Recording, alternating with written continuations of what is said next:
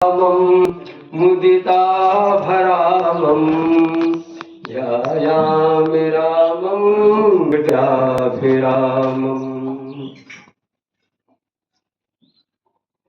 दिव्यातिदिव्ये सुरलोकसुन्दरे भव्यातिभव्ये भवने विराजितम् महार्हवैदूर्य विभूषितांगम् श्रीबालरामं शिरसा नमामि।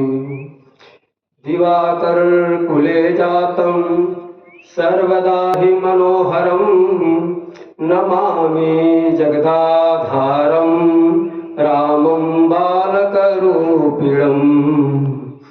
अब एक श्लोक हम गुरु जी के लिए बोल रहे हैं, चाहे तो सब लोग भी बोल सकते हैं। चैत्र मासे शीते पक्षे द्वितीयायां शुभवासरे हरिधाम गतो धीमान् पारसनाथो हस्मद्गुरुः। अब जो गुरु जी के घर के लोग हैं इसको यहाँ पर जोड़ लेंगे अस्मत् पिता, पारसनाथो हिस्मत पिता, ये जोड़ लीजिएगा आप लोग। यह श्लोक हमेशा के लिए इनके लिए रहेगा। आरती पूजा जब कभी कीजिए तो इसी श्लोक से, इनके पुण्य श्लोक से पुण्यतिथि के दिन करना चाहिए। सभी अपने संप्रदाय में नियम होता है कि आचार्यों के एक तनियन श्लोक होता है जो कि उनके स्वरूप का वर्णन होता है, और एक पुण्य तिथि का श्लोक होता है जो उनकी पुण्यतिथि पर आरती पूजा उसी से की जाती है। तो इस आयोजन में जिसे वैकुंठोत्सव संज्ञा दी गई है, इसमें विराजमान इस मंच पर सभी आचार्यगण, क्योंकि पृथक पृथक नाम उच्चारण करना हम उचित तो नहीं लगता है, इसलिए एक ही समुदाय में कह देते सभी विद्वान आचार्यगण एवं जिनके देश से यह उत्सव किया गया, हमारे पूज्य गुरुदेव श्री पांडे गुरु जी और पूज्य माता जी यहाँ सामने विराजमान हैं, और हमारे भैया हैं जो जिन्हें हम भैया ही कहा करते हैं, और बाकी सभी तो हमारे छोटे ही हैं।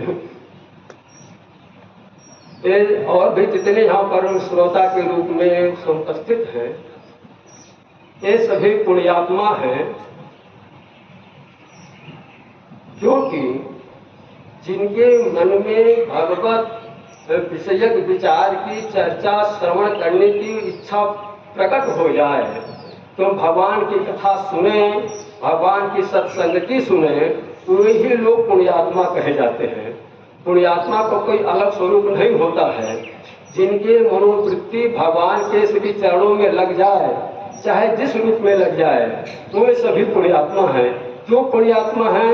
कि भगवान का नाम ही पुण्य है, और भगवान का नाम उच्चारण जो लोग लेते हैं, भगवान का जो स्मरण करते हैं, वो सभी पुण्यात्मा ही कहे जाते हैं।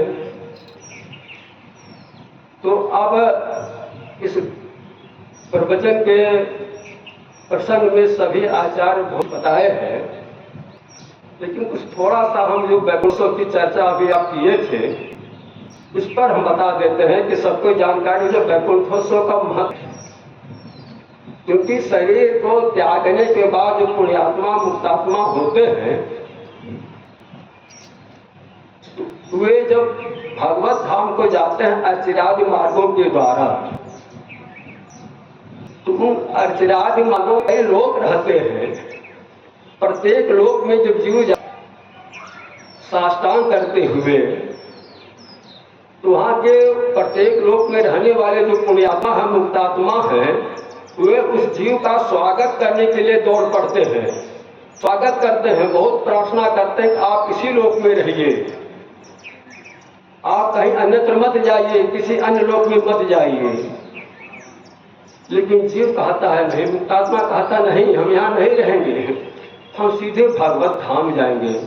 और जितने लोगों में भी वह जीव जाता है वहाँ पर उत्सव मनाया जाता है कि देखो जब उस धरा से, मृत लोक से एक पुण्यात्मा हम लोगों के बीच में आया है, हम लोगों का वो लोग अपने को सौभाग्यशाली मानते हैं वहाँ के रहने वाले मुक्तात्मा, और उस जीव को अपने अपने लोकों में रहने के लिए प्रार्थना करते हैं, बहुत प्रार्थना करते हैं, लेकिन वह जीव रुकता नहीं है। वह भगवत प्राप्ति के लिए भगवान के श्री चरणों में लीन होने के लिए आगे बढ़ते रहता है। वह अंतिम में जाते जाते भगवत प्राप्ति जब कर लेता है, वैकुंठ लोक में जाता है, तो वहाँ भी उत्सव मनाया जाता है। वैकुंठ में उस जीव के जाने पर उत्सव मनाया जाता है कि देखिए यज्ञ लोक से एक पुण्यात्मा यहाँ पर है, आया है, मुक्तात्मा है, उसके लिए वहाँ के रहने वाले सब लोग बहुत उत्सव मनाते हैं, बहुत स्वागत करते हैं, बहुत सम्मान देते हैं।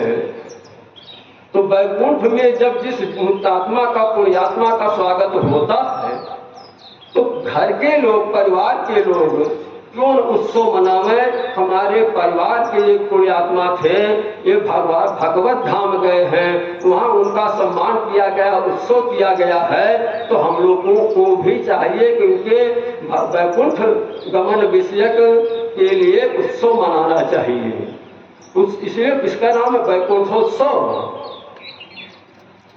कि वैकुंठ में हमारे परिवार के, हमारे पूर्वज, हमारे पुण्यात्मा गए हैं, तो वहाँ पर देवता लोग, वहाँ के उस लोक के जितने जिस लोक में जाते हैं, वहाँ के लोग जब उत्सव मनाते हैं, सम्मान करते हैं, बहुत स्तुति करते हैं कि आप यहीं रहिए, लेकिन वह जीव रुकता नहीं है। तो जब वैकुंठ में उत्सव मनाया गया, तो हम लोग क्यों न वैकुंठ में जाने के निमित्त उत्सव मनावें। इसी का नाम है वैकुंठोत्सव। और वैकुंठोत्सव अब कोई दूसरा पदार्थ नहीं है कि वैकुंठोत्सव क्यों मनाया जाता है। यह विशेष करके अपने आचार परंपरा में ही होता है। जो श्री वैष्णव दीक्षा ले लेते हैं और उनका जो परम, उसे उनका निधन नहीं कहा जाता, उन्हें परम पद कहा जाता है। परम इसलिए जिस पद के बाद कोई और दूसरा पद ही नहीं है, परम पद कहा गया। वह कौन? वैकुंठ होता है। और अर्चिराज मार्ग बहुत से हैं, तो उन लोगों में जीव रहना नहीं चाहता। तो इसीलिए जो परम पद प्राप्त भगवत धाम भगवान के श्री चरणों में पहुंच जाता है और वहाँ के चरणों में लीन है, वहाँ के हमारे खूब उत्सव मनाए हैं, बहुत उत्सव मनाया जा रहा है। उसी उत्सव जो प्रक्रिया होती है वही पर हम लोग भी कहें वैकुंठोत्सव के नाम से।